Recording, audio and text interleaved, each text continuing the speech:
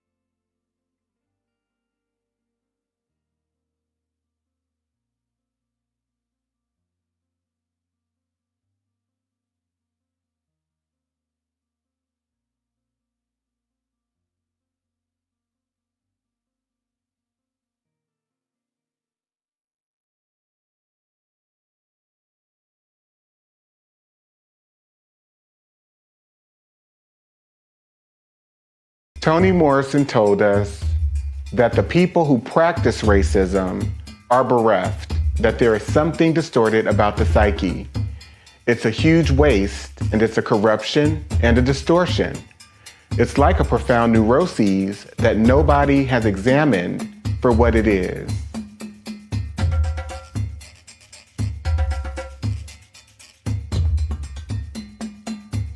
This quote is from Judge William Augustus Hall in a case that he presided over in 1855 concerning a 19-year-old black girl named Celia who was raped by her master, who she later murdered. Judge Hall told the jury, if Newsom was in the habit of having intercourse with the defendant, who was his slave, and went to her cabin on the night he was killed to have intercourse with her, or for any other purpose, and while he was standing in the floor talking to her, she struck him with a stick, which was a dangerous weapon, and knocked him down, and struck him again after he fell, and killed him by either blow, it is murder in the first degree. The Florida State Supreme Court in 1918 determined what has been said by some of our courts about an unchaste female being a comparatively rare exception is no doubt true where the population is composed largely of the Caucasian race. But we would blind ourselves to actual conditions if we adopted this rule where another race that is largely immoral constitutes an appreciable part of the population. Acclaimed author Dante King invites you to purchase his book, Diagnosing Whiteness and Anti-Blackness, by going to his website, www.danteking.com, or Amazon, Barnes & Noble, and any other major book retailer.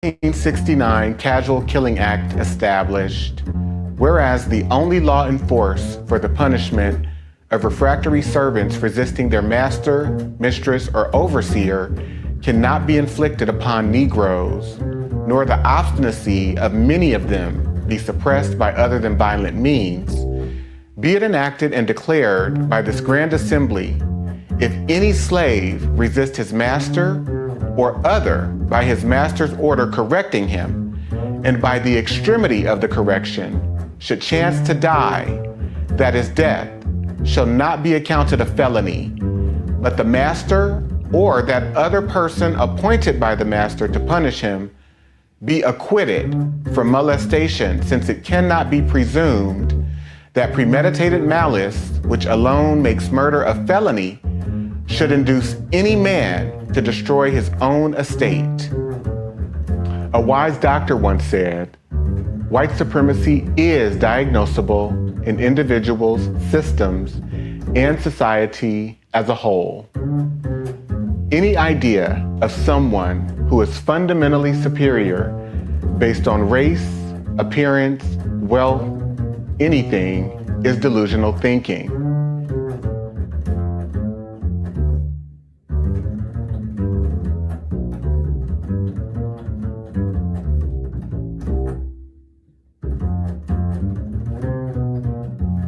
The Mississippi State Supreme Court determined in 1859 the crime of rape does not exist in this state between African slaves.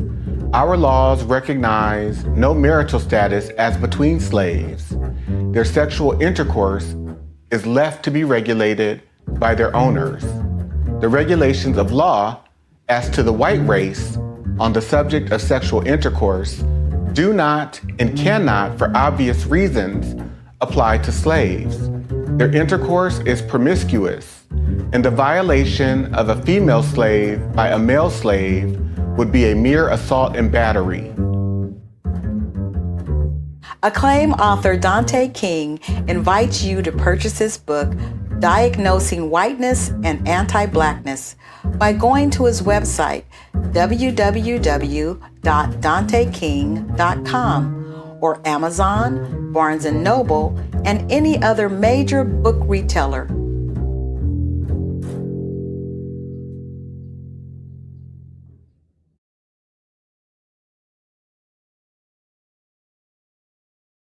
The book surprised you the most? A whole book. The whole book. Because I thought that I knew a lot until I read that book and realized I didn't know anything. There was a lot to learn and a lot to still be discovered. I'm still processing it. I can see things now that I didn't see before. And it's all because of the book. I love that. Jules? So much of the book really opened my eyes to things. The Casual Killing Act, the legality of rape. And then one of the other parts was the housing covenants and the covenants that were allowed. And growing up in the Bay Area, St. Francis Wood, for instance, is a highly coveted place to want to live or want to strive to, right? I was a child and I'd passed through St. Francis Woods, and it was something that you feel could have been attainable. And then as you read Dante's book, you realize it's attainable for white people. It's not attainable for me. It's not attainable for you, not in the way that you think you would be able to attain certain places and spaces. You are written out of that legally. Right. And Alicia? What really stands out to me is the 1850 Fugitive Slave Act, which describes so much of how white people operate in terms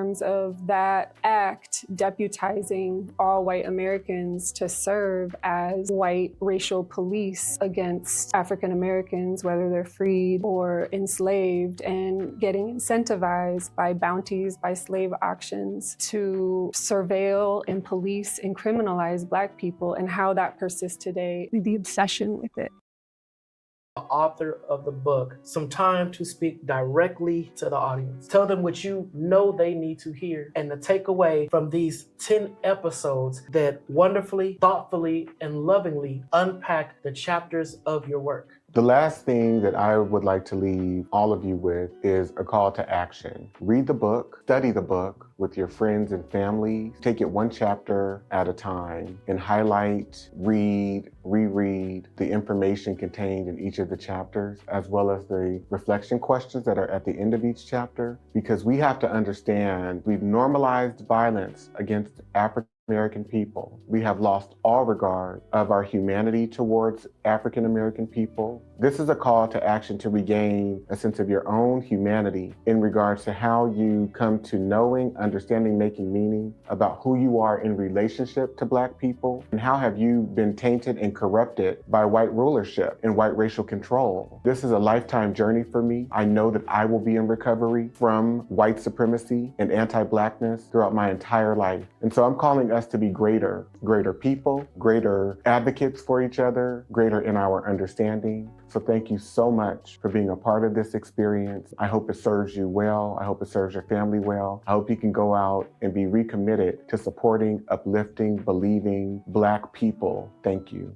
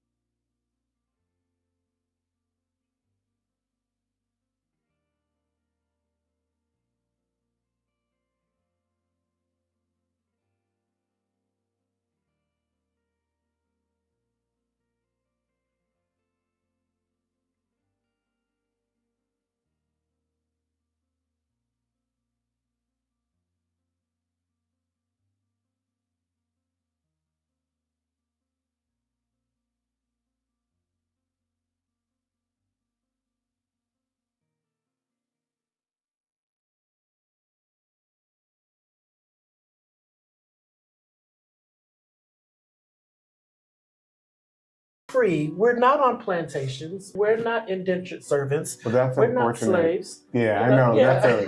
We are That's free. such an unfortunate mindset. Again, it's rooted in low standards too, because your starting point, as it pertains to Black people and freedom, is one where people are bound, shackled in chains, being subjected to rape and pedophilia, and stuck on agricultural plantations. And so we don't necessarily consider, for example, the public health institution or, my job at Google or my job as an attorney at this law firm. We don't consider these corporation plantations where white people have benefited for centuries, and yet we still are subjects of servitude in a system that's based on feudalism. So therefore we have developed false impressions, I guess I would say, and low standards and low expectations around how we define and deal with freedom. You to just really chime in from your perspective. How has this truly shifted your view of America? I appreciate Dante's definition of a racial terrorist, and that includes white people who are indifferent to the torture of Black people, and just thinking about how all white people are implicated, and thinking about the white mobs and the lynchings and the massacres of hundreds of innocent Black people, whether it's for voting rights or for organizing for farm action, whether it's for any crime that was arbitrarily made up by white people just to torture Black people, and how entire white communities showed up to lynchings, to massacres, as a social activity, as a religious activity, showing up in Sunday church clothes, children smiling at cameras while Black bodies hang from trees burning. I believe that white people have traded in our morality and humanity for white power.